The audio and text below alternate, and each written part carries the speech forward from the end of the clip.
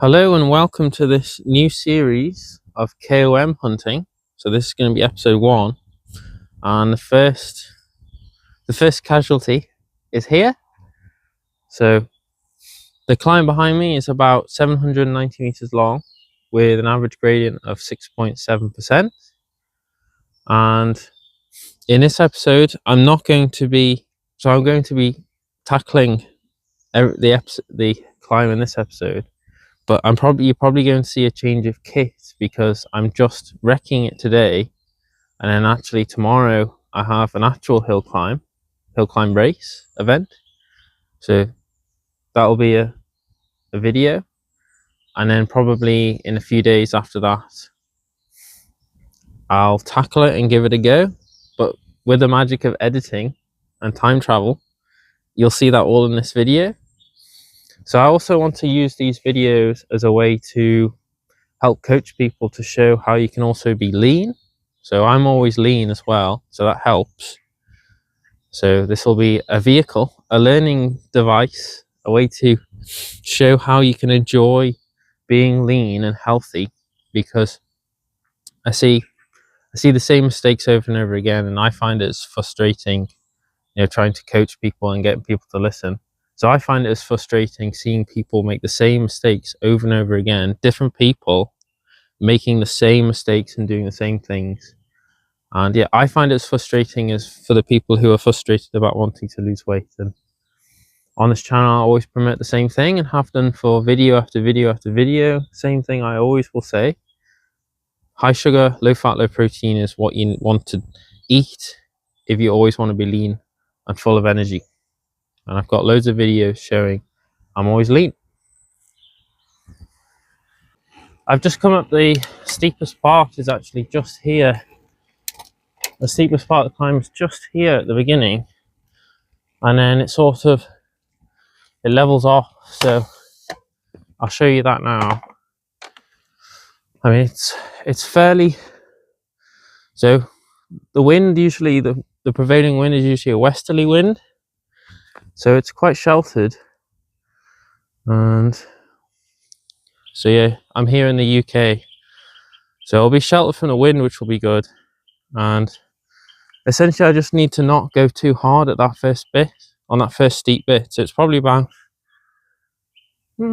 almost 10% for a few meters, for about 10 meters, and then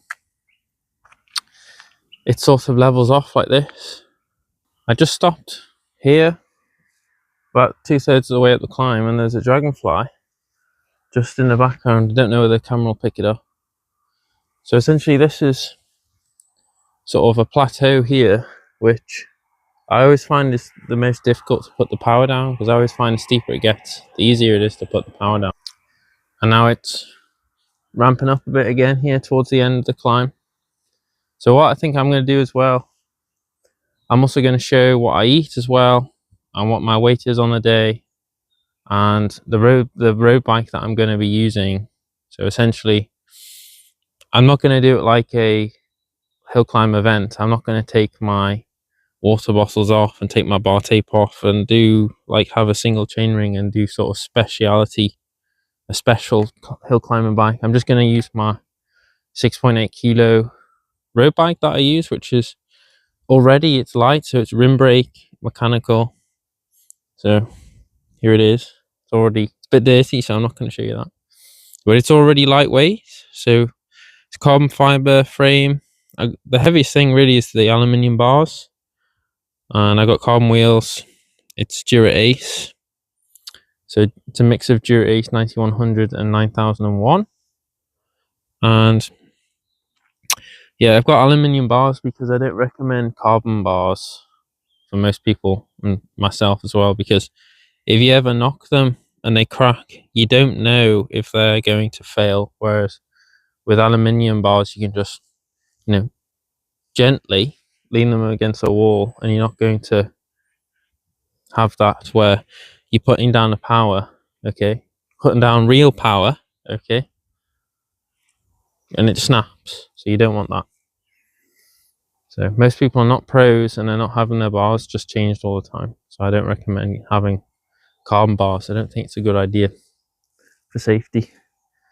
You don't need to just, you know, keep up with the Joneses. If everyone else has got carbon bars, you don't need to do that, because you don't need to go to the dentist, okay, all the time. So here it is. This is the final part of the climb. Probably can't see it from this angle, but yes, just finishes here. It's a little bit of a kicker there at the end. So the current KOM time is 1 minute 47 seconds. So I have to beat 1 minute 47. So it's one of those distances where essentially you just have to go. You have to go as hard as you can, pretty much from the start. And even then, there's a little bit of a steep bit at the beginning. So it's always difficult to judge these short ones, because, you know, even when if you think you're going well, quite often you hit about 30 seconds and it suddenly can start feeling like the end of the world.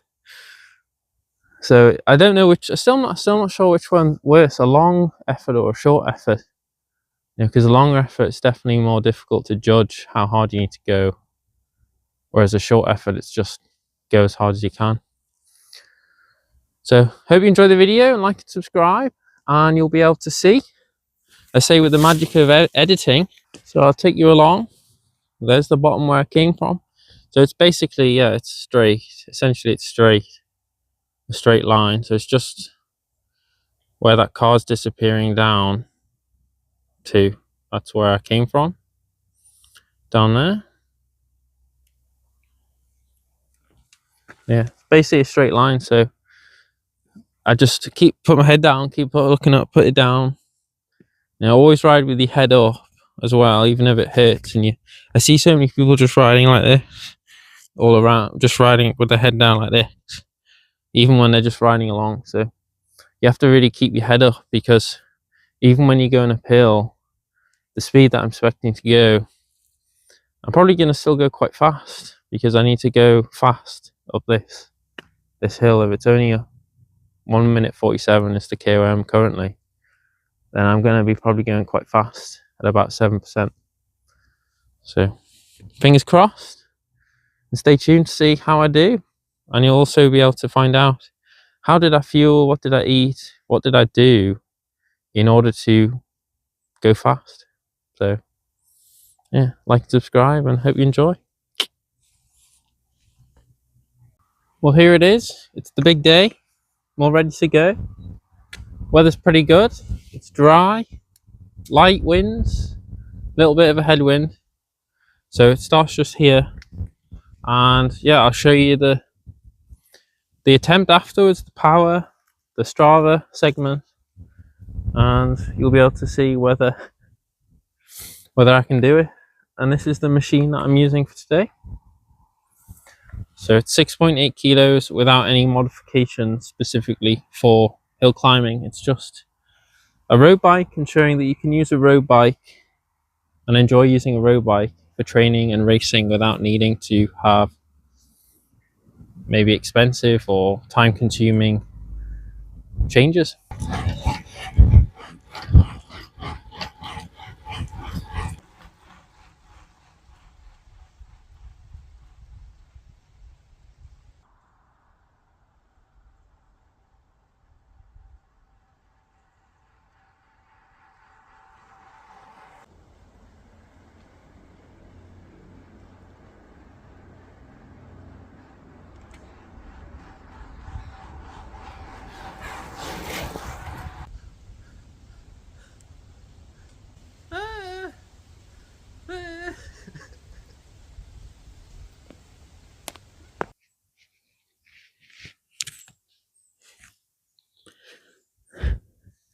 Did you see that? Little birds there for company. It's nice, isn't it? So we did it. Yes, we got the KOM. Just been out. My voice is lost my voice almost from my efforts. So yes, there you go. Show you on the screen now on Strava. So that was the Strava segment there, and I got it 1 minute 40. And you want to probably know all the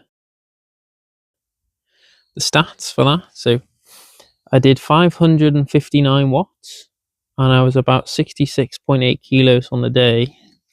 And doing some quick mathematics, that's about 8.4 watts per kilo. So yeah, not slow. And as promised, I'm going to show what foods you can eat. So enjoy eating on the lifestyle I promote. So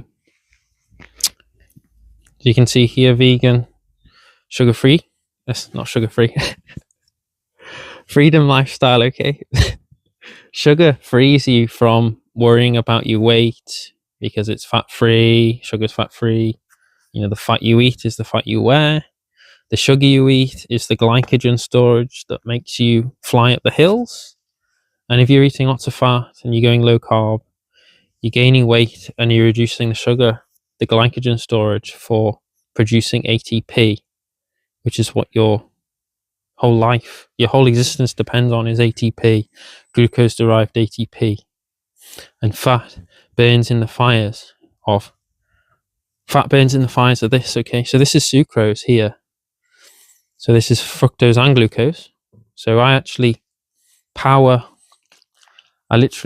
my watts with sugar water while I'm on the bike. So that's what that is. Nice and sweet. So that's about 550 milliliter bottle. There's about 110, 120 grams of sugar in there. So I've got this bowl here. So for my dinner the night before, I had a bowl of white rice and I made that up. So a big bowl of white rice, cooked white rice. So I've got some basmati rice here. So I've got Layla here in the UK. Might be a different company, but essentially I would go for the basmati rice. I wouldn't go for rice from America. Always keep it. So that's from the Punjab, so that's good.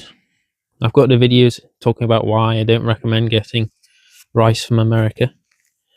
And I had that made up with some tomato sauce. So I had a big bowl of white rice, probably about, just to feel full, make me feel satiated, probably is about 600-700 grams potentially of cooked white rice, and then about a can's worth of tomato sauce made up with some herbs and spices. And that way you can control for how much oil there is. So no oil, essentially no oil. And in terms of salt, you know, thinking about salt, if you're eating a lot of salt, you're eating a lot of added salt. You know, so the standard American or standard Western diet, quite often people eat 7, 8, 9, 10 plus grams of salt a day. And yes, that is going to lead you to obviously increase your blood pressure, but you do need a bit of blood pressure for training. I've talked about that before, but essentially for weight, the more excess salt you're having, so more than just a few grams a day, then yes, you're going to increase your water retention and increase your water weight. So obviously keeping salt below 10 grams. So a gram or two a day, I would say, of added salt in terms of your blood pressure for wanting to have actual blood pressure in your legs. I think the ultimate, and I've done videos on this before, but the ultimate sort of longevity once you're older, I think keeping salt intake low is good. But in terms of, you know, especially if you're younger, so I might add soy sauce, for example, which is added salt. But if your blood pressure is too low, obviously you don't want your blood pressure to be really low. You still want some blood pressure so that the blood can get to the muscles. So now I've talked about that before, so I think that's an interesting thing to think about. Too much salt, too little salt. Yeah, too much salt, water retention, higher blood pressure, but too little salt, I think, lowers the blood pressure so much that it's not helpful for performance. And so that's interesting. That's an interesting thing to think about.